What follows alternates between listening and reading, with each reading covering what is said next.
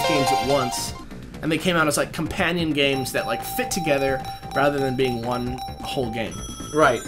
And that's... Which, to me, like, I think that's just the fact that you have two separate cartridges that, like, link in together. It's like almost having your own video game transformer in a way, of just, like, this awesome concoction resting on your, you know... Yeah, certainly a great, like, marketing thing. And plus, Sonic & Knuckles does not save on its own. That's right, because there's no selection, there's no really, Unless you're playing Sonic 3 and Knuckles. Exactly. Which is, like, very crazy, but also, like, kind of a neat little, like...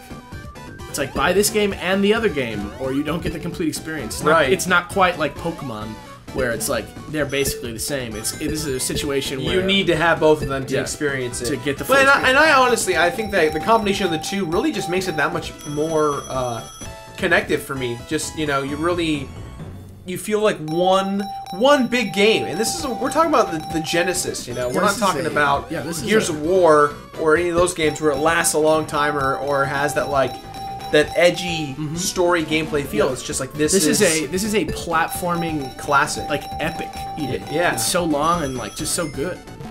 I remember when I was a kid, I had both, but my cousin, he'd come over and hang out, but he only ever had Sonic 3 at first. Yeah. And so, like, he'd be, like, amped because he'd get to play his Sonic 3 Knuckles file, you know, and just, like, that was, like, super exciting for him.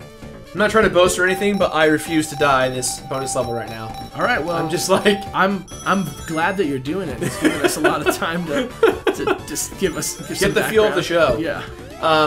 Let's talk a little about the music and a little bit of the controversy behind that. So, now, has it been confirmed? I mean, I feel like it's been alluded to. Ingenuity. Well, okay, let's kind of, yeah. Move, but this is like, and it's like totally not what you think of when you think of Sega nowadays. It's like, wow, what an innovator. But I mean, it really was. This game is really like, there's a lot of innovation going on in this game. Just a very clean, polished experience all around. Now let me ask you this, Alex, because I'm still hesitant to get ready to enjoy, if you want to call it, that sucked. Enjoy 4 to 4 Chaos Emeralds thus far. 3 more, and we've got enough for Supersonic, which will make this playthrough of this game much faster. And hopefully we can dive more into kind of the dynamicness of Knuckles and what the hell an echidna is. It's almost exactly like a hedgehog, except for some reason in this he's like he's just so cool looking, like though. A dreadlock having, weird glove wearing, smug bastard. He does come off as evil in this game, but this is the one game in the franchise, in the series. Well, you find out that it's because Dr. Robotnik was lying to him about what the deal was. You find out via minimal hand acting, and just kind of guessing as to what the problem is. Yeah. I feel like I'm wasting a lot of time here just by trying to survive. Like, do people at home really want to see me live this long doing this? I don't know. It's a very, very bizarre. No! Oh, you got messed up. And watch him hit the red one. Oh, so close. I'm glad. All right, I gotta make my money back. Don't die now.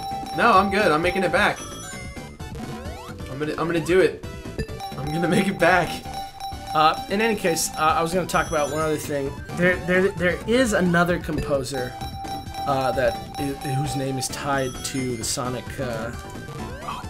canon, and that is Masato Nakamura, and he did the music for the first 2 games. Oh, okay. Which is great. You know, it's great music. But I think the reason they tried to call in Michael Jackson in the first place was that Masato Nakamura, number 1, asked for more money. Oh, wow. Because he was like, I'm great, and the music is great, and you know it, so pay me. Which, like, you know, whatever. Pay me my money. It's very important. Yeah, who's gonna blame him? But he also wanted, like, oh, that was epic. Rights to the music if it gets used in other games and stuff. Because he was seeing, like, oh, this is gonna be like... He knows that Sonic's coming back in later franchises. Yeah, and so, you know... And Song Generation starts out with him chilling with a I love this bonus level. Finally, Chilean dogs. I never knew what this was. I still don't, but it's like really like what fun it's to play. Supposed to be. Yeah, it's supposed to be the world's most effed up pinball machine, I think. Yeah, I always thought these were the funnest of the bonus levels. So much fun. You know, barring of course the emerald levels. I also liked the vending machine. I think this had the best bonus levels in my opinion. I mean, let's think about how many bonus sections there are. You've got slots. The slots. You've got the bubble gum. You got the bubble gum dispenser, and then you got this, as well as the ring bonuses. Yeah. And all the different varieties of those. Yeah, super fun. Love that sound. That gave me like 80. Holy crap. Yeah, dude. You're gonna You be super go. excited. And then you just die, which is like very, very dumb. Constellation rings. Hey, I said rings. Hey, we got that's one for rings. Ruining. Yeah, which is like I kind of question it a little bit in this game because it's like I kind of get it, you know. It's like you're at a carnival, we're the people, but then again, you can't really incorporate someone. Yeah, and it's not really a carnival. Yeah. In this, it's like a level that's themed like a carnival. Yeah. Like no carnival is like this, where it's like you have to like run on ramps to get where you're going. Dude, what if that was the case though? It would be. That actually be kind of. Finally, we get this one. When I figured out how to do this when I was a kid, I was so psyched. About like, oh, you wait and then you make it so that the black ball, so you can bounce. We rode down with the down the hill upon the snowboard. Spawn with the snowboard, which little as we know, it becomes a motif from later Sonic games. Yeah, is that the snowboard is like an essential aspect for going fast. I don't think anyone. You don't think they saw that coming? I don't think anyone expected it. It just was like, well, he likes snowboarding now. Yeah, but you know what? That brings me to our first factoid of this episode, which is that originally this was supposed to come after Flying Battery Zone. It was going to be, you know, I think that's zone, what, 8 or something?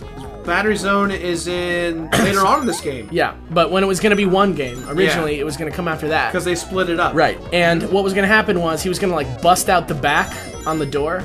Interesting. Kind of like Batman and Robin do. Yeah. In Batman and Robin. Yeah. And like snowboard down the mountain on the door from the airship. That's so interesting. Yeah, and it ended up not being a thing. I like how he stops like later renditions of Knuckles, the Knuckles pack, which we're about to get to. Uh-oh. Yep. You're gonna die. Nah, I'm good. Excellent. Going back into the fray. Excellent. Yeah, I guess, I never really like stopped to think about that before, but it's interesting how, you know, Sonic needs to be a lot more resilient than Mario does because of how much he's gonna be playing each level. Yeah, he also because taking consideration on level of villainy. Yeah. How much different Bowser is to Robotnik. Like Bowser is just, you know, he's King Koopa. He's got all these minions and he's evil and that kind of stuff. But Robotnik's got technology. He's got, you know, ships and like to my opinion, he's way more.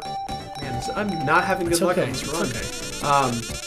Well, with Bowser too, it's a lot more personal because he kidnaps Mario's like girlfriend every single time, which is like not like the best plan that I've ever heard of for taking over an entire world.